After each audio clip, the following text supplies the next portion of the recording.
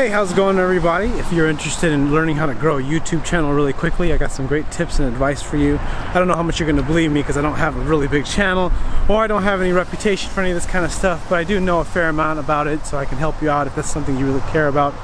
The reason why I want to make this video is because I got this comment, and it was about how, you know, they were complimenting on my video. And the problem with the compliment was, to me, at least it's my perception, I could be wrong, but my perception is that they were just trying to essentially self-promote themselves in sort of a little sneaky way. Like, hey, great video. That's the kind of stuff I talk about on my channel. You know, kind of like that. That's what he said. And although he had good intentions, he's self-promoting. And I don't think there's anything wrong with self-promotion, but if you're going to be self-promoting, you might as well be obvious about it. But that's getting off the point. The point is, if you want to grow your YouTube channel really quickly, probably the best advice I can give you is, well, this is actually the hardest advice, is pick an audience. You have to pick an audience, right? So that is the hardest part. Picking an audience to serve, right? And then making a channel based on serving that audience. If you're into tech, serve tech. If you're into powerlifting, you serve powerlifting. And you dive into your market, you look at the topics they search for on YouTube, and you build a channel. This is how you build a strong YouTube following. It's gonna take time, but that's the way to go about it. That's sort of the free way to do it. Make no mistake, nothing is really free. So even though you don't have to pay for like ads or traffic or anything like that, for sponsors or anything, or to help you like grow your channel, you're paying with time. You know, you have to pay for content. Like a while ago, I entered a contest for Elliot Hulse years ago, and that got me some subscribers, got me a few, maybe 1,000 or something. And then I remember I made another channel, I made a video for Brandon Campbell, and that got me like a few thousand subscribers. And you know, so you do the work in a different way, and I almost want to call that goodwill.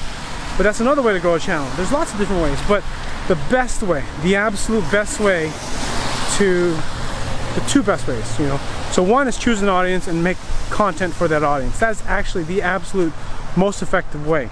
Why? Because then you can learn what they buy, and then you can learn what they want to purchase from you, or what products you want to create, or stuff that you want to promote that will make you an income. It's important that you learn how to make an income and generate revenue with it, because that way you can put more time into your channel if that's your goal. Because one of the things that makes it very difficult is attention. You know, growing a YouTube channel is hard from scratch. You gotta, I mean, you can like do it without paying for ads, but that requires you to travel, that requires you to like go to meetups and talk to people, make connections with bigger YouTubers, and that's not easy, right? That's another form of payment. It's quote unquote free, but going to events and making connections, if you're not good at socializing and making those connections, that's probably not your out. Like for me, if I were to grow a YouTube channel, this is kind of how, the one way I would do it. Okay, one is to pick an audience, serve them. Make a list of videos that the stuff that they're searching for. Typically in powerlifting, you know, you gotta like, let's say in powerlifting, right? You want to improve your deadlift or something, or improve your bench. You know, so then you look how to improve your bench, how to increase your bench, techniques on shoulder pain for bench press for powerlifters. You know, you make videos like this, right? And you talk about Mark Ripito, you talk about Dan Green, you talk about Brandon Lilly, you talk about people that are in the industry that have a reputation.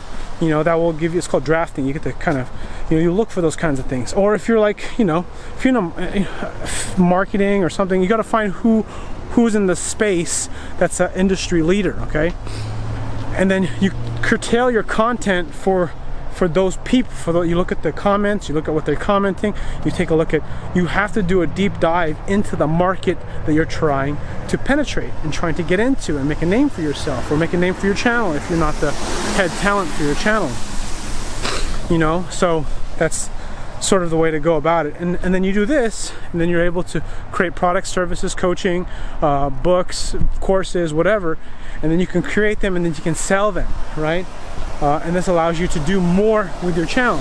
It doesn't turn into a hobby, it starts to turn into a business, right?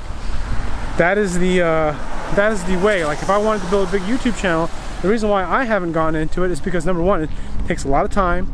It's not cheap, right? It will pay for itself, but do I want to spend all my time doing that, right? So that's the hardest part. Like you gotta find an audience that you want to serve. The way, I'm not really building a big YouTube channel. I want to, but I haven't made a decision on audience, because you have to choose an audience. But want to go into some specific mechanics of, so that's the first part. So that's I'm just going to end that, because that you gotta understand that that's the most important part, because if you don't know who you're serving, it's going to be very difficult. I mean, you have to have a general idea, and the longer you take to figure out what it is for the people that you're serving, the people you're making content for, the more difficult it is to grow your channel. And I'm telling you right now, it's very difficult, like, to choose who you want to serve.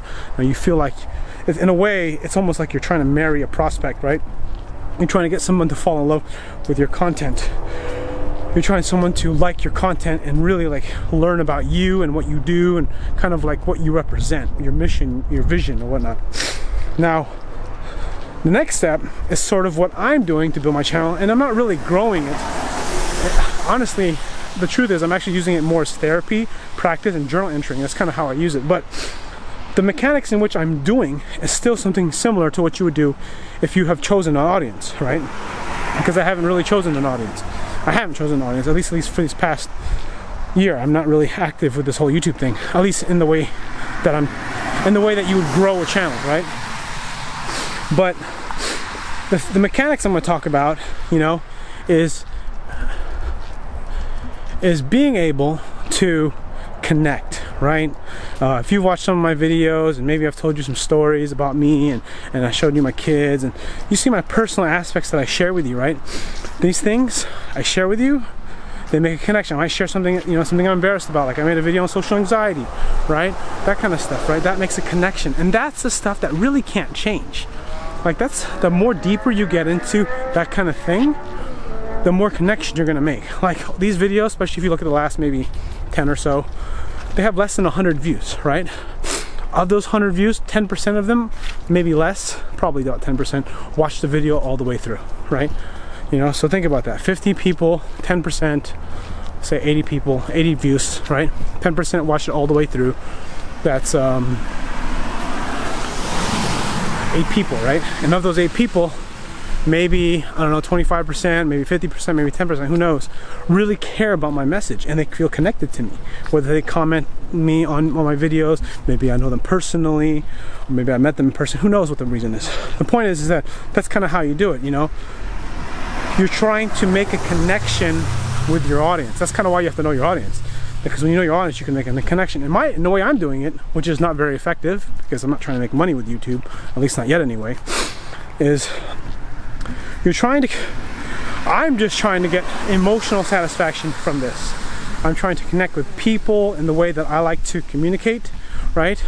I'm not the type of person that goes to parties and goes to events. I don't like that stuff. I like this, you know. I want to do something like this. And can I make money doing this? Maybe, you know, but it takes a really big person, or a type of person, to be like Elliot Hulse is, like, again, someone I followed from before.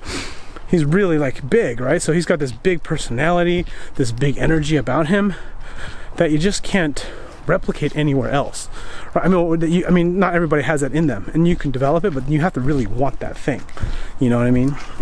But the point is connection, right? You're trying to connect with your audience, and that's actually the most important thing. Okay, so anyways, if you got any more questions about this, I'm gonna make another video about this, let me know. Thanks for watching. See you later.